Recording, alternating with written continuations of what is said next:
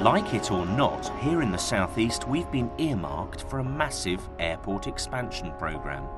Whether it's plans for a brand new airport off the Kent coast or new runways for either Gatwick or Heathrow. But with all those aircraft movements there comes a cost. Pollution. And sometimes lots of it. And that pollution may be far more dangerous to our health than we could ever have imagined. Back in 2009, Inside Out investigated a new pollution problem in Dover. The dangerous emissions were called ultrafine particles, and they were being thrown out by ships in the English Channel. Here's the evidence these tiny particles left behind. This is just one seafront flat in Dover. Oh, look at that. 3 years ago, scientists could measure ultrafine shipping pollution particles, but when it came to airports, well, analysing the pollution accurately in such a fast-moving environment was proving difficult.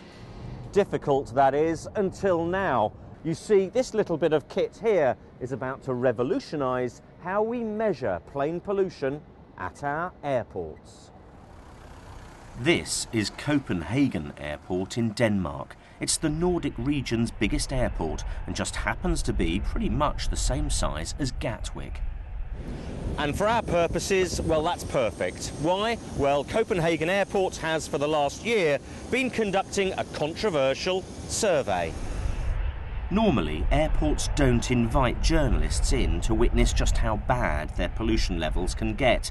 But at Copenhagen, we've been invited to film the team of Danish scientists we worked with on the Dover shipping pollution problem, as they record the ultrafine particle levels, this time from aircraft.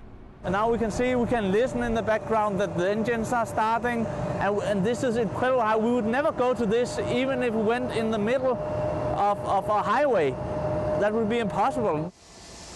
The major source of the pollution reading you're seeing is this, an auxiliary power unit, or APU.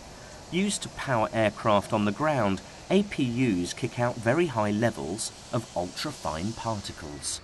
These particles are very small. They are down in the nanoscale, and they go deeply into the lungs, and they are deposited in the finest parts of the lungs. And then they are transported to the blood, and then moves around in all our body. So, just how dangerous are these ultrafine particles, and whose health is at risk? The people living close to the airports might have some exposure, but I think the key issue here is the health concern for the many thousands of people working in the airport all day for a long period of their life. Last month, Copenhagen Airport published the results of its ultrafine particle study.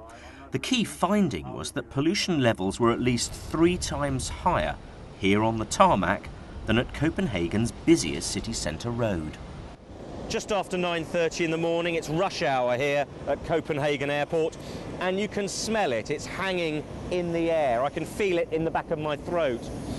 I, for one, certainly wouldn't want to work here all day, every day, with this smell. The reason the Danish government and the scientists are worried about ultrafine particle pollution at airports is simple. Evidence is now emerging that it could be killing people. Even the chief operations officer at Copenhagen Airport admits this. 4 years ago, 2 employees in a ground handling company in this airport was diagnosed with cancer, and the civil court told us that one of the reasons was pollution. So we decided that we want to find out what kind of problem do we have, and what's the size of the problem, and if there's a problem, can we do anything about it? What are the biggest offenders for fine particle pollution? You can group it into 3 areas. One is jet engines. There's no doubt that's number 1. Number 2 is APUs, which is power units in the aircraft too. And number 3 is all the different types of equipment like tractors and so on, used on the ground by ground handling companies and other service providers.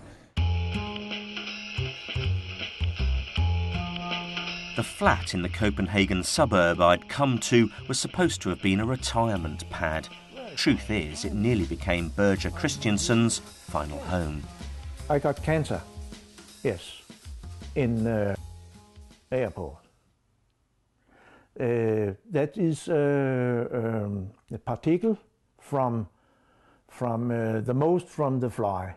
We call APU. It's make electric. Auxiliary power units. Yes, power unit. Yes, and they sometimes they run, and that's we can smell it. Pooh, it's no good. Lucky to be alive, Berger is one of 2 baggage handlers who've developed bladder cancer. When that cancer was officially attributed to being most likely caused by years inhaling airport pollution, his story made the newspapers and prompted the airport to measure its fine particle pollution levels. So it was the Danish government who Yes. said your cancer was because of airport pollution? Yes, it's a working ministry, can I say. I am fine today. Yes, I'm lucky, very lucky.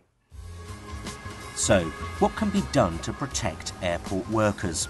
Well, at Copenhagen, they've just invested in a new fleet of electric baggage carts to replace the old diesel models.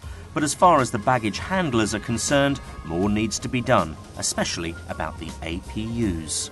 They know they have so many particles in the air that actually give you cancer. Why they don't do anything better to change that?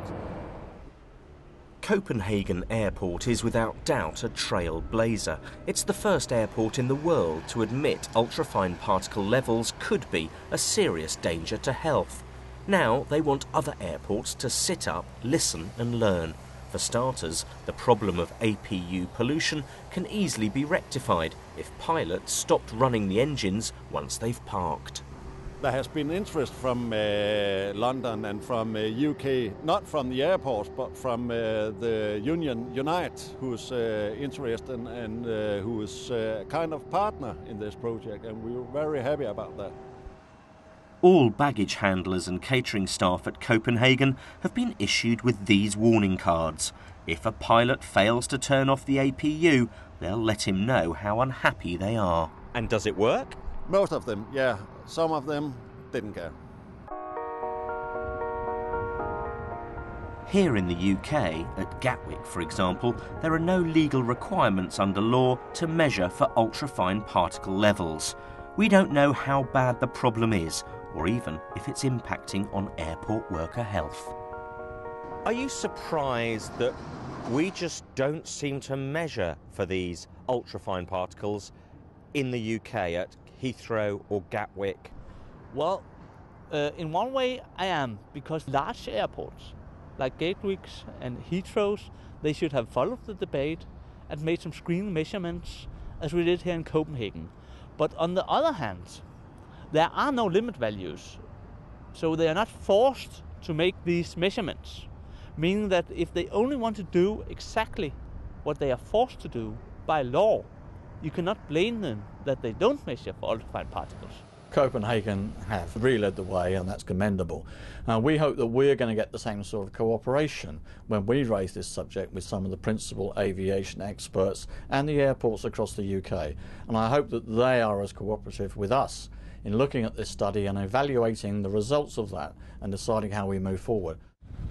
So, what are the UK's 2 biggest airports going to do about ultrafine particle pollution? Well, Gatwick's owners went a bit camera shy and referred us to their umbrella organisation, the AOA. And as for BAA, the owners of the UK's largest airport, Heathrow, well, it was the same answer. I'm afraid we can't comment on this one, Glenn. Please talk to our umbrella organisation. Yup, you guessed it. It's these people, the Airport Operators Association, and they gave us this statement. Aviation is a highly developed and regulated sector. Despite the science and monitoring techniques for ultrafine particles still being in development, with no regulatory limits set, UK airports are currently implementing a number of initiatives that act to further improve air quality and emissions, including ultrafine particle emissions. This year, the European Union will fund further research into ultrafine particle pollution at airports. As far as the Danish scientists are concerned, the quicker other airports realise just how dangerous ultrafine particles can be, the better. I hope other airports will stop just hiding, stop saying there isn't a problem, and start investigating the problem and seeing how they can solve it.